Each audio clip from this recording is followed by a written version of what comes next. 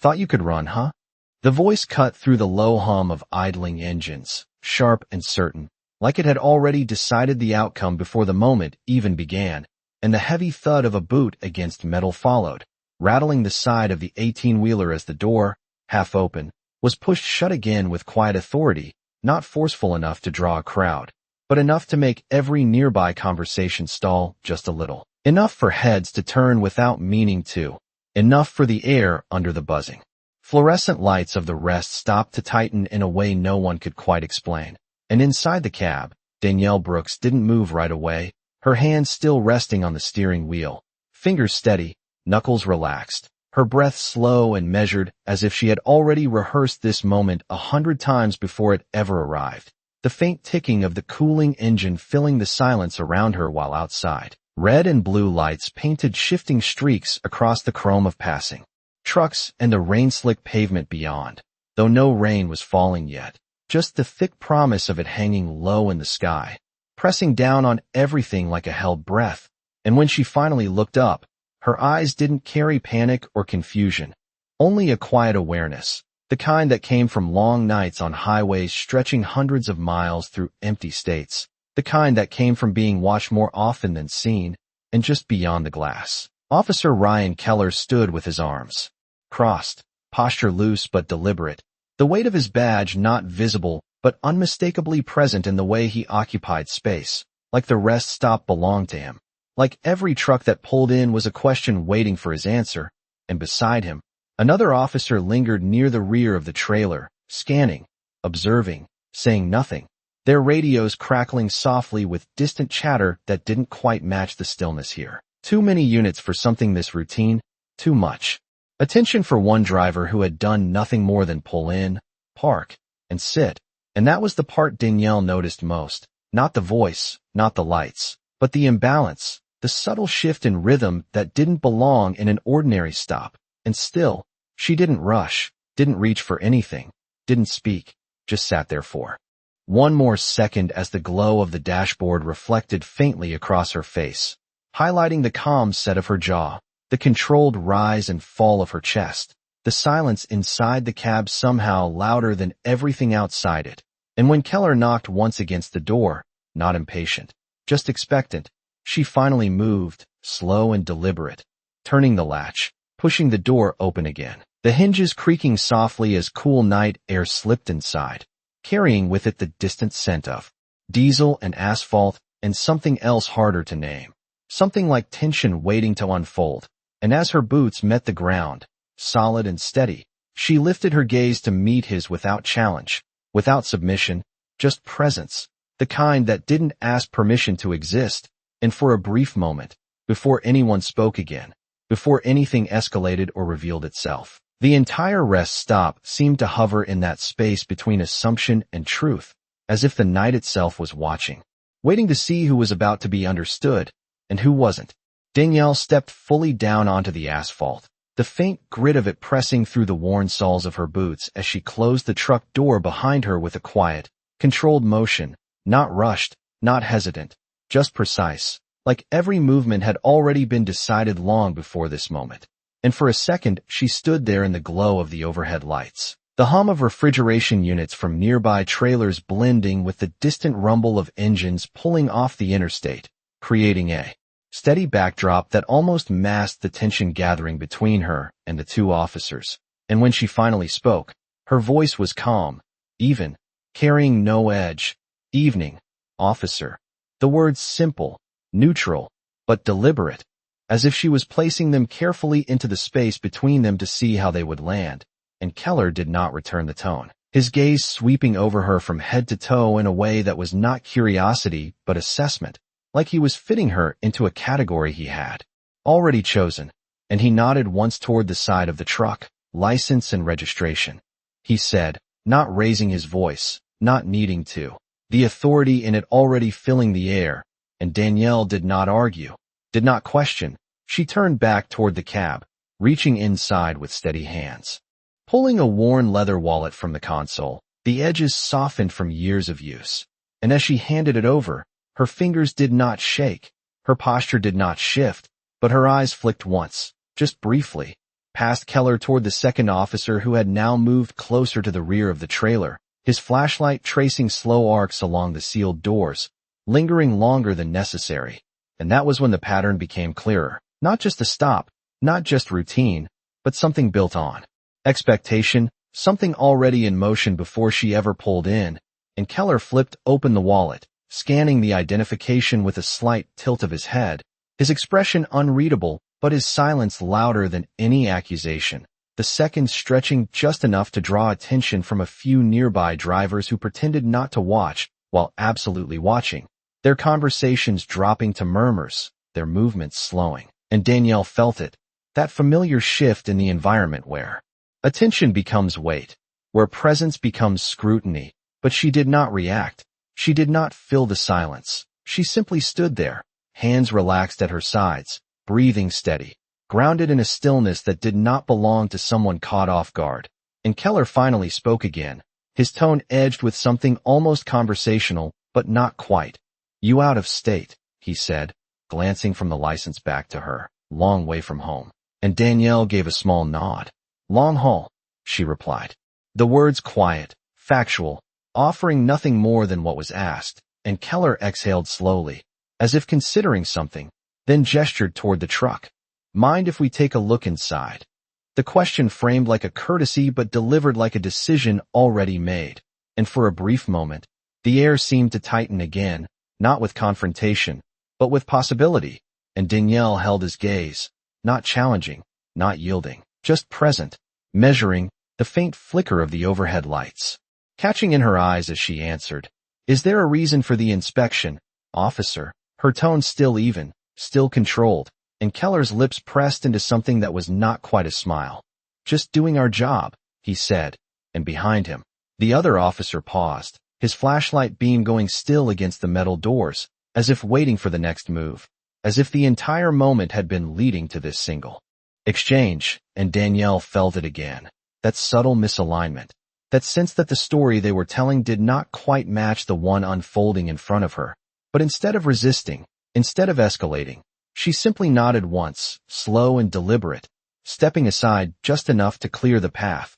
her movements careful, intentional, as if she understood something they did not yet see, as if she was allowing the moment to continue exactly as it needed to. And as Keller moved past her toward the cab, the faint scent of rain finally began to touch the air, soft at first, barely noticeable, like the first signal of something larger on its way. And Danielle turned her head slightly, watching, not with fear, not with uncertainty, but with a quiet, unwavering focus that suggested this was not the beginning of something unexpected, but the unfolding of something already set in motion. The metal latch clicked as Keller pulled open the driver's side door again, slower this time, like he was stepping into something he expected to confirm rather than discover, and the interior of the cab revealed itself in layers under the dull overhead light. Everything in its place, nothing excessive, nothing careless, a folded map tucked beside the dashboard, a thermos secured in the cup holder, a small notebook resting neatly near the console, the kind of order that came from routine rather than display. And Keller paused for half a second, just enough to register that nothing immediately stood out, then climbed up, boots landing with a soft, controlled thud against the metal step, his presence filling the confined space as he leaned forward, scanning, opening compartments, not hurried, not chaotic, but thorough in a way that carried quiet assumption, like he was not searching for something unknown, but confirming something already decided. And outside, Danielle remained still, her gaze following the movement without tension, without urgency, her hands loosely at her sides, fingers occasionally brushing against the fabric of her jacket as the faint breeze shifted around her, carrying with it the first light taps of rain beginning to fall, barely audible at first, just soft specks against steel and asphalt, while the second officer moved along the length of the trailer, his flashlight beam now steady, deliberate, tracing edges, seams, hinges, pausing at the lock, then continuing, his radio murmuring low fragments of conversation that did not quite match the scale of what was happening here, and Danielle noticed that too, the mismatch in tone, the way his posture held a certain alertness that routine checks did not usually require. And when Keller's voice came from inside the cab, It carried a different note. Not suspicion exactly, but something closer to curiosity edged with doubt. "You keep things pretty clean," he said, shifting a stack of papers slightly, flipping through them with a careful hand, as if expecting to find disorder hidden beneath order, and Danielle answered without stepping closer, her voice steady over the quiet build of rain. "Helps on long drives." And there was no challenge in it, no defense, just a statement, simple and complete, and Keller did not respond immediately, his movements slowing as he checked beneath the seat, then the overhead compartment, then the small storage behind the passenger side, each motion deliberate, each pause just long enough to suggest he was recalibrating something internally and outside. The other officer stopped at the rear doors again, his hand hovering near the handle, not opening it yet, just waiting, as if for confirmation, and Danielle's eyes shifted there for a brief moment, tracking the hesitation, the coordination that did not quite align with the idea of randomness, and then back to Keller, who now leaned slightly out of the cab, resting one arm against the frame as he looked down at her, rain beginning to collect along the brim of his cap, droplets forming and falling in slow, steady rhythm. "What are you hauling tonight?" he asked, the question casual on the surface but weighted underneath, and Danielle met his gaze without blinking. "General freight," she replied, and Keller held her eyes for a second longer than necessary, searching, measuring, the silence stretching again, thicker now with the sound of rain building against metal surfaces, a soft but constant drum that filled the spaces between words and behind him. The other officer finally placed his hand on the trailer door, testing the handle lightly, not opening, just confirming it was secure, then glancing back toward Keller, a silent exchange passing between them, something unspoken but understood, and Danielle caught it, the timing, the coordination, the subtle alignment that spoke of something more than routine,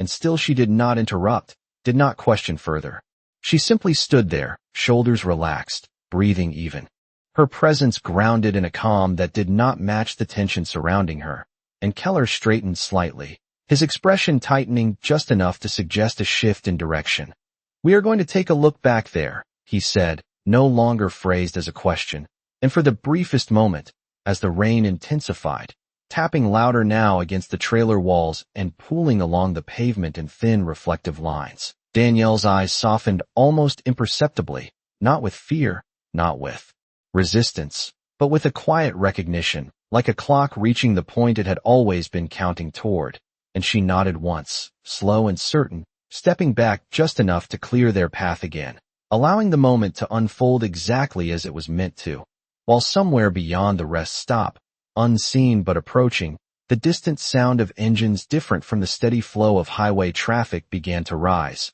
low and subtle, almost indistinguishable beneath the rain, but present, moving closer with each passing second. The rear door handle gave a dull metallic click under the officer's grip, the sound small but distinct against the steady rhythm of rain now falling harder across the rest stop, each drop striking the trailer's surface with a sharper insistence, building a curtain of sound that wrapped around the scene and muted everything beyond it. And for a moment, just before the door opened, there was a pause, not hesitation exactly, but something closer to anticipation, like the air itself was waiting to see what would be revealed, and Danielle stood a few feet away, her posture unchanged, shoulders relaxed, chin level, her eyes fixed not on the officers but on the movement of their hands, the sequence of actions, the coordination between them, and when the door finally swung open, it did so slowly, the hinges creaking under the weight, revealing the interior in gradual slices of dim light,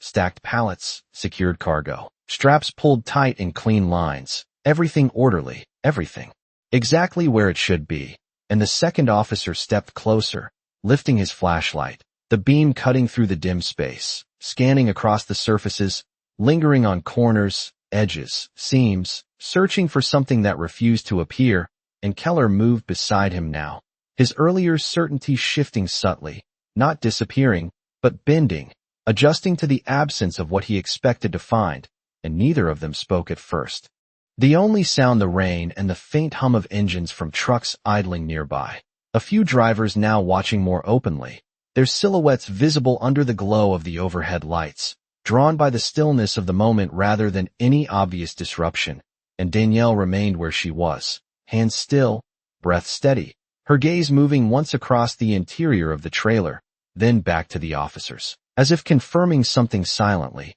as if this outcome had already been accounted for, and Keller stepped up onto the edge of the trailer, leaning in slightly, his hand brushing against one of the straps, testing its tension, his flashlight tracing along the length of the cargo again, slower this time, more deliberate, the initial assumption now replaced by something quieter, more cautious, and behind him. The second officer shifted his weight, glancing once toward the lot, then back inside. His earlier confidence no longer mirrored in his posture, and Danielle noticed that too. The change in rhythm, the slight delay in their movements, the way the silence had grown heavier, not with accusation, but with uncertainty. And when Keller finally spoke, his voice carried less edge than before.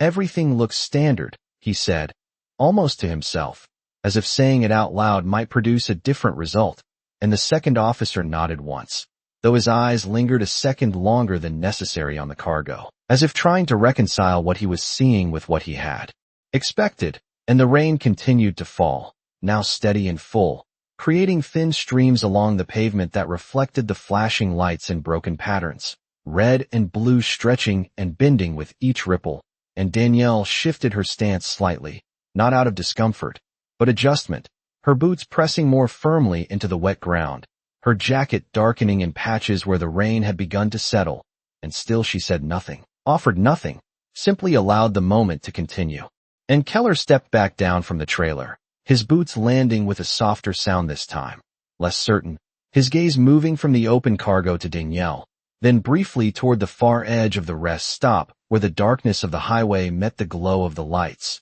and it was then, almost hidden beneath the sound of rain, that the low, distant hum from earlier grew slightly louder, not intrusive, not sudden, but present enough now to be noticed, a different kind of engine, smoother, heavier, approaching from beyond the line of parked trucks, and the second officer heard it too, his head turning slightly, his eyes narrowing as he tried to place the sound. But before either of them could fully register it, Keller closed the trailer door again, the metal ceiling shut with a firm, final sound, and for a brief second, all three of them stood there, the rain falling, the lights reflecting, the air thick with something that had shifted without being named, and Danielle's gaze remained steady, calm, unwavering, as if she was not waiting for what would happen next, but simply watching it arrive. The trailer door shut with a solid finality that seemed to echo longer than it should have, the sound folding into the steady rain that now fell without pause, coating everything in a thin reflective sheen, and for a moment no one moved. Not Keller, not the second officer, not even the drivers watching from a distance, as if the absence of anything suspicious had created a different kind of tension, one that did not resolve but lingered. And Keller adjusted his stance, rolling his shoulders slightly beneath the damp fabric of his uniform, his eyes returning to Danielle with a sharper focus now, not searching the truck anymore, but studying her directly, recalibrating. And when he spoke again, his tone carried less certainty and more insistence. "Step over here," he said, gesturing toward the front of the truck where the light was stronger, more exposed, and Danielle did not resist, did not hesitate. She stepped forward exactly as directed, her boots pressing into the wet pavement. With soft, controlled weight, her posture unchanged, her breathing even, and as she moved, the second officer circled slightly, positioning himself just behind and to the side, not close enough to invade, but close enough to monitor, creating a quiet enclosure that was not forceful but unmistakable, and Danielle felt it, the narrowing of space, the shift from inspection to scrutiny, and still she remained composed, her gaze level, her presence steady, as Keller held her license in one hand, tapping it lightly against his palm as if thinking, or deciding, or perhaps just buying time, and the rain intensified again, tapping harder now against metal and asphalt, blurring the reflections of the lights into long, distorted streaks that moved with every ripple of water beneath their feet, and somewhere behind them, a truck engine revved, then settled, the sound briefly cutting through the moment before fading back into the background, and Keller tilted his head slightly. You mind telling me why dispatch flagged your vehicle? He asked, the words framed as a question but edged with expectation, as if the answer had already been written somewhere else, and Danielle's expression did not change, her eyes steady, her voice calm when she replied, I am not aware of any reason for that, officer. Each word clear, measured, leaving no space for interpretation, and Keller watched her for a second longer, searching for something that did not surface. No hesitation, no contradiction, just that same quiet steadiness, and it unsettled something in him. Not enough to show, but enough to shift his weight again. Enough to tighten his grip slightly on the license in his hand, and the second officer spoke then, his voice lower, closer to Keller, but still audible over the rain. Dispatch said there was unusual movement tied to this route, he said, glancing once toward Danielle before looking back at Keller. And that was new. Not accusation, not evidence, just a suggestion of something unseen, something not present in the truck or the cargo, but still hanging over the situation like a shadow without a source. And Danielle heard it,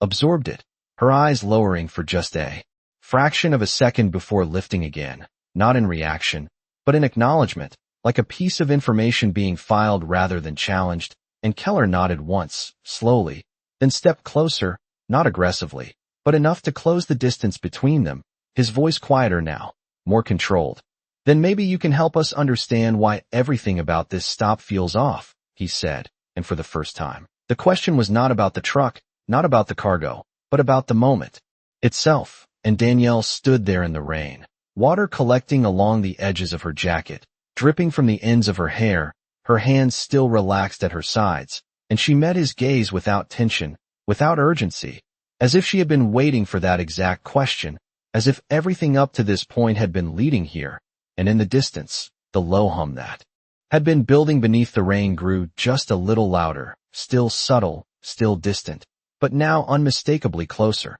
a presence moving toward them through the dark beyond the rest stop lights, and neither officer had turned yet, neither had fully registered it, but Danielle had, her eyes shifting just slightly past Keller's shoulder, not enough to break the moment, just enough to confirm what she already knew, and when she spoke again, her voice carried the same calm as before, but now with something deeper beneath it, something grounded, something certain. I think you are about to understand, she said quietly, and the rain continued to fall, steady, relentless, as the sound in the distance closed the gap between what was assumed and what was real. The rain softened without warning, shifting from a steady downpour to a finer, quieter fall, each drop lighter now, tapping gently against the metal surfaces and pooling along the edges of the pavement in thin, trembling lines, and with that subtle change, the entire rest stop seemed to exhale, the tension no longer sharp but stretched, suspended in a space where nothing moved too quickly and nothing resolved too soon. And Danielle stood exactly where she had been, her shoulders relaxed, her gaze steady, her breathing slow, and even as if the moment around her had lost its urgency, but not its weight. And Keller did not speak right away, his eyes fixed on her, searching for something he still could not name, something that refused to align with the assumptions he had carried into this stop. And the second officer shifted his stance slightly, the movement small but noticeable, his earlier certainty replaced by a quiet alertness, like someone realizing they were no longer fully in control of the situation but not yet understanding why. And the sound from the distance continued to grow, still muted beneath the softened rain but clearer now, a low, steady hum of engines that did not match the rhythm of passing highway traffic, smoother, more deliberate. And Danielle's eyes lifted just slightly toward the edge of the lot,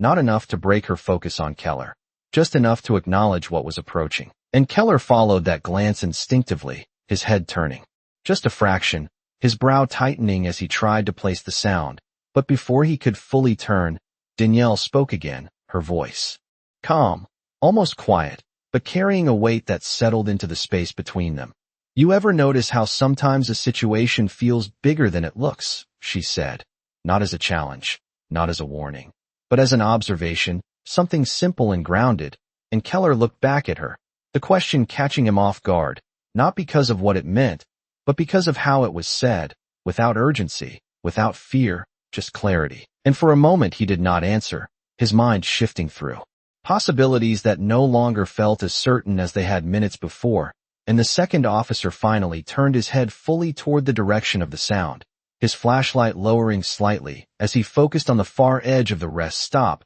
where the darkness met the glow of the overhead lights, and the hum grew louder, not sudden, not aggressive, just present, closing the distance with a steady inevitability. And Danielle remained still, her hands at her sides, her posture unchanged, but there was something different now in the way she held herself. Not tension, not readiness, but a quiet alignment, like everything around her was finally moving into place. And Keller shifted his weight again, his grip on her license loosening slightly as his attention divided between her and the approaching sound. The certainty he had carried at the beginning of the stop now replaced by something more uncertain, more cautious. And the rain continued to fall, lighter now, almost rhythmic, tapping softly against the ground as reflections of red and blue lights shimmered across the wet surface, stretching and breaking with each ripple. And the watching drivers in the distance had grown quieter, their movements slower, their attention more focused,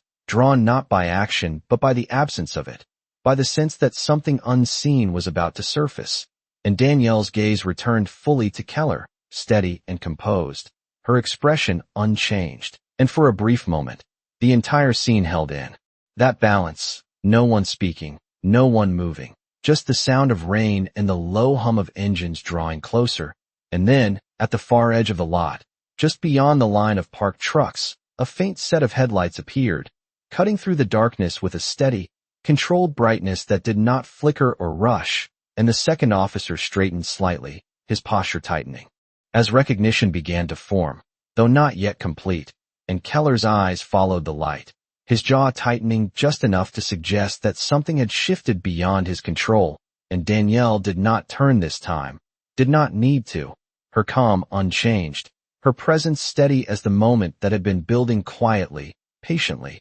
without force, finally began to reveal itself in the simplest way possible, not through words, not through confrontation, but through arrival. The headlights grew brighter as they moved closer, not rushing, not erratic, but controlled, steady, cutting through the soft curtain of rain with a clarity that felt deliberate. And the low hum that had been building beneath everything else now separated itself from the background, distinct and unmistakable, the sound of engines tuned differently, heavier, more precise. And the moment they crossed into the full glow of the rest stoplights, the shape of the vehicles became clear, dark SUVs. Clean lines, no markings that needed to be announced because their presence alone carried weight. And the second officer took a step back without realizing it, his posture shifting from watchful to uncertain, his flashlight lowering completely now as his attention fixed on the approaching convoy. And Keller's grip on Danielle's license loosened further,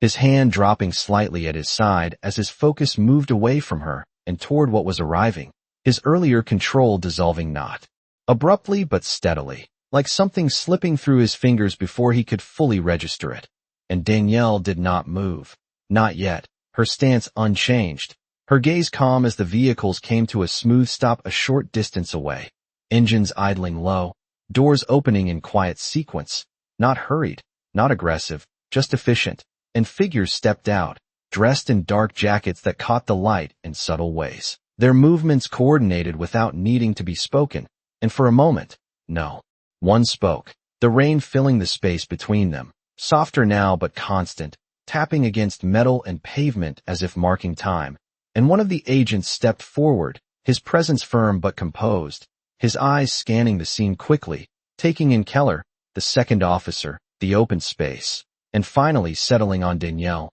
And there was a brief pause, a recognition that passed without words, something understood instantly. And Danielle reached into her jacket then, not rushed, not concealed, just a simple, deliberate motion, her hand emerging with a small leather case that she flipped open with practiced ease, holding it at chest level where the light could catch it, the gold of the badge reflecting faintly in the damp air. And the effect was immediate, not dramatic, not loud, but absolute, the kind of shift that does not need explanation. And Keller froze, not physically, but in the way his expression held, the certainty gone, replaced by something sharper, something more aware, his eyes moving from the badge to Danielle's face as if seeing her for the first time, not as a subject, not as a question, but as something entirely different, and the second officer straightened fully now, his earlier positioning dissolving completely, his stance no longer enclosing but retreating,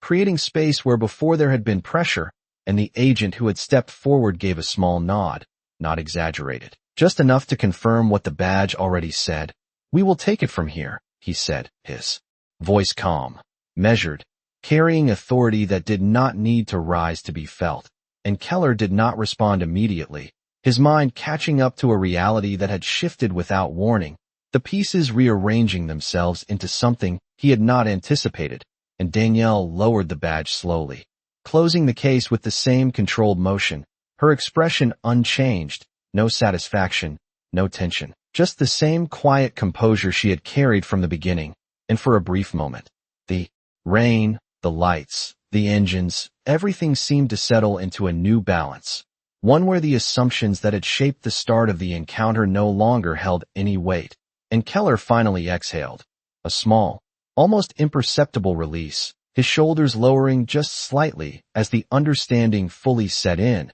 and Danielle met his gaze once more, not to challenge, not to accuse, but simply to acknowledge the moment as it was, clear and complete, and behind her, the agents moved with quiet efficiency, their presence filling the space without overwhelming it, while the rest stopped, the drivers, the lights, all returned slowly to their natural rhythm, the moment no longer suspended, but resolved in a way that needed no explanation beyond what had already been revealed. The agent's words settled into the space with a quiet finality, and for a moment, no one moved, as if the entire scene needed a second to realign itself around a new center of gravity, and Keller stood there with Danielle's license still in his hand, the edges damp from the rain, his fingers tightening slightly before he seemed to realize it and loosened his grip, his eyes dropping briefly to the card, then lifting again to her face. But this time there was no assumption in his gaze, no quiet judgment waiting beneath the surface,